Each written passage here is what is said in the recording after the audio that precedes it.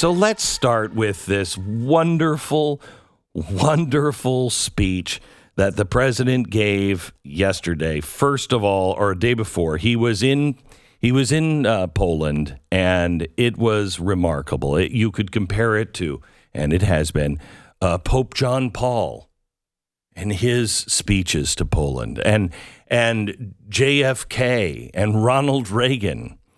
And I think it's true. I mean, he really went right where everybody who is involved in this, right where they live. Cut 5, please.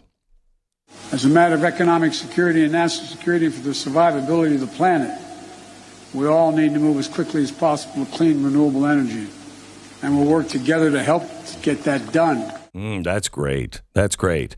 Yeah, that's right. He also was talking about Ukraine and NATO and what was happening with Ukraine. And I think what's great is what he ended it with. Now, listen how awkward this is. Usually you leave on a happy note. President Biden decided not to. Here it is. Ukraine will never be a victory for Russia, for free people refused to live in a world of hopelessness and darkness. We will have a different future, a brighter future, rooted in democracy and principles, hope and light, of decency and dignity, of freedom and possibilities. For God's sake, this man cannot remain in power. Okay, all right. So that was weird. Apparently not in the speech. I don't know if you can trust that or not, but let me refresh your memory on the Gorbachev-Reagan speech. While he was in Berlin, Mr. Gorbachev, tear down this wall. That went back and forth with the State Department. He said, I'm saying it. No, you're not. Yes, I am. No, I'm not. Wait a minute.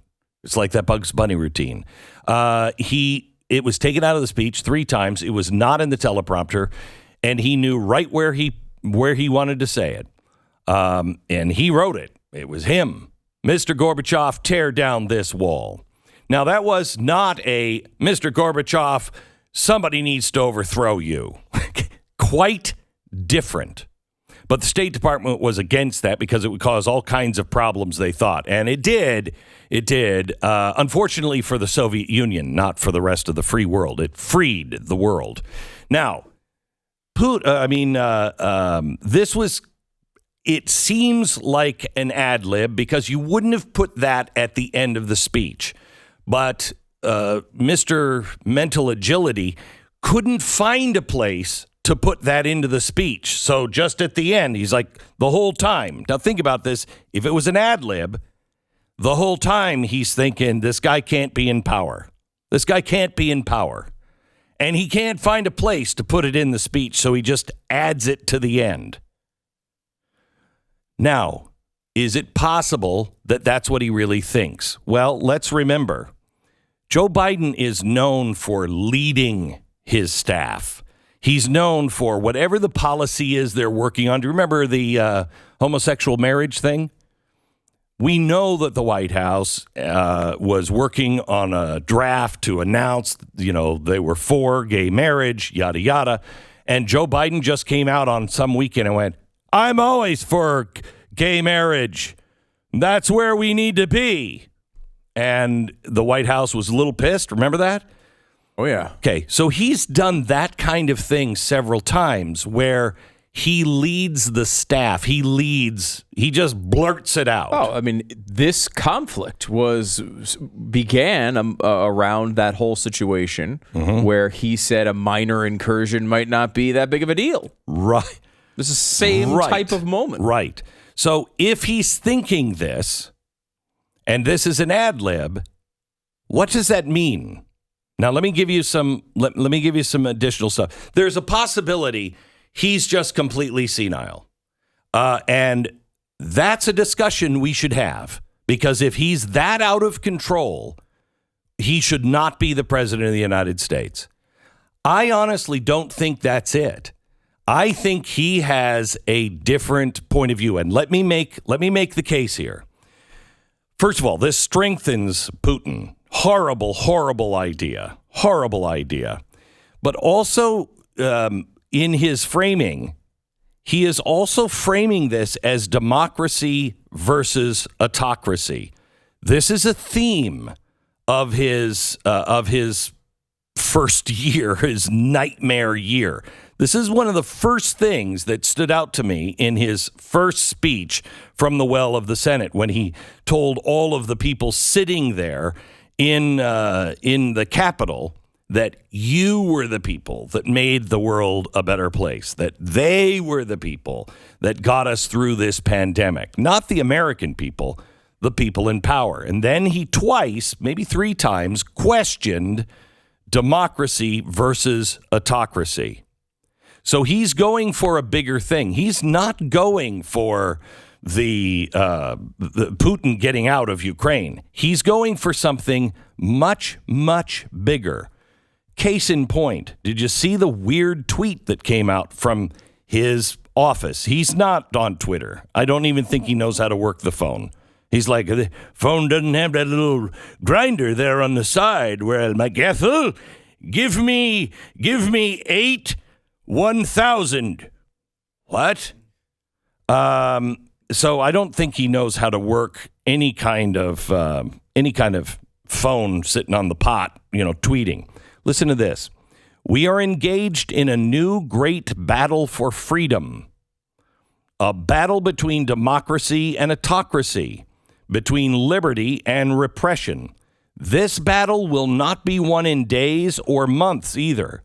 We need to steel ourselves for the long fight ahead. Wow. What does he see coming?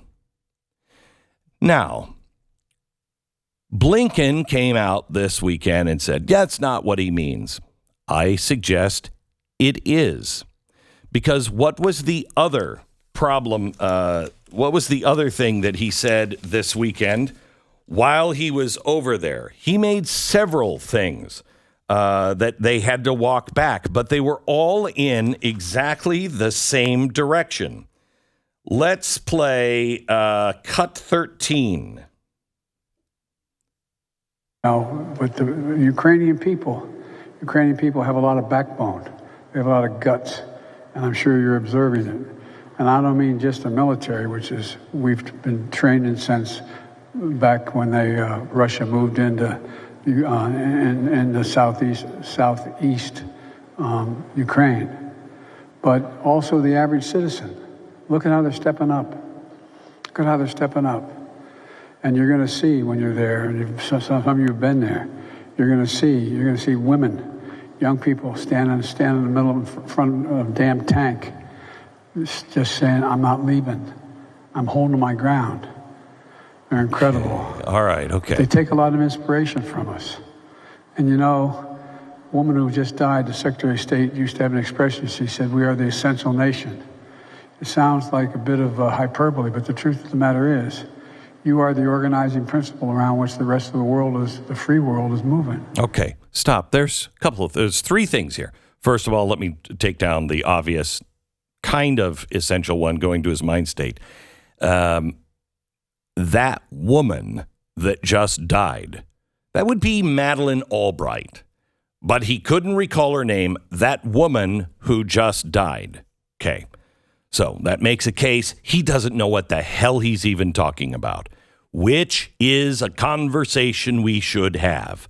But let's look at this as maybe he does know what he's talking about.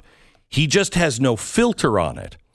When he suggested that the troops that were stationed in Poland, that they would witness the bravery of the American people when you're there, he immediately followed it with, and a lot of you have already been there. But that doesn't make sense. Now, I dismiss this as an old man gaffe when I first heard this, but this was one of the first big gaffes they had to walk back. So I dismiss this as just, it's just an old man gaffe. Well, doesn't that fit with he has to be removed?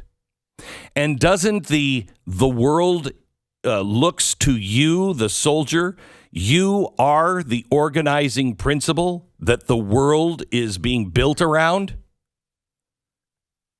Those fit. So I'd like to give the president the benefit of the doubt. But if I'm on the opposing side, if I'm advising Putin, because this is what they have to do, what is this president even saying? Is he incompetent, or is he revealing what their real intention is? I would say, if I were advising Russia, I don't know, Mr. President, but I think that there is a pattern here. Just look at what his Twitter feed said. Again, it doesn't mean that he's not senile. But my case to you is he's revealing the things that are coming. And how do we know? Well, those were all crazy off-the-cuff clips, but they're all consistent for a bigger, longer war.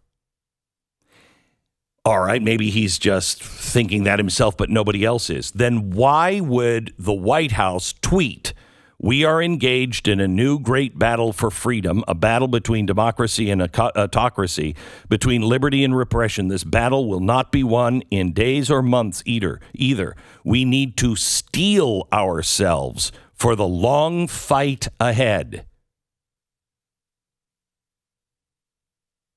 That's coming approved from the White House yesterday. America, we better decide a couple of things. First of all, is our president competent? If he's making these kinds of mistakes, and they truly are mistakes because he just is not a gaffe machine, this is a very dangerous situation. If he's not competent, he should not be the president of the United States. And I know what that means. That means a world run by Kamala Harris. God help us all. But at least she would not make any sense and wouldn't be doing this stuff. Or are we being prepped for a war? It seems to me when Putin is talking about his first phase is done and everybody's looking for negotiations, and Putin seems to be looking for a way out of this, this is exactly the wrong kind of language to use. Where is the White House saying it looks like Putin may be done with the first phase, as they said, and it looks good. Maybe we have a bright future with a very quick war that has come to an end. Where's that encouragement? Instead, we need to steel ourselves for the long fight ahead. I think this administration wants war. I think they want a fight. They just don't want to release it yet. But that's what they're talking about in the White House, and he's just blowing the cover. That's my theory. But it's either that or the guy is totally incompetent and saying things that are very dangerous, that are not connected to any reality in the White House, and that should stop.